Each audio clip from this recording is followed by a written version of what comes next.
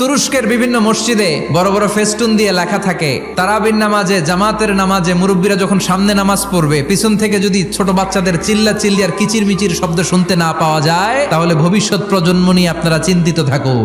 পিছনে যদি বাচ্চাদের হই হুল্লোড় না থাকে, তার মানে নেক্সট জেনারেশন এগুলো মুসল্লি হবে না, এগুলো হবে ডাকাত। এজন্য এরা বিভিন্ন প্রজেক্ট চালু করেছে। 40 দিন টানা ফজরের নামাজ যে ছোট বাচ্চারা মসজিদে এসে পড়বে, ওই প্রজেক্টের আওতা থেকে একটা করে সাইকেল দিয়ে দেওয়া হচ্ছে। কুয়েতে আরেকটা প্রজেক্ট করছে, দ্বিতীয় বিবাহ প্রকল্প। কি কাজ এই প্রকল্পের? তারা ঘোষণা দিল, তো যারা যারা ফজরের নামাজে মসজিদে আসবে না, তাদেরকে মসজিদের টাকা দিয়ে দ্বিতীয় বিবাহের ব্যবস্থা করে দেওয়া হবে। এই ঘোষণা দেওয়ার পর থেকে ওই এলাকার কোনো মহিলার তাহাজ্জুদ মিস হয় না।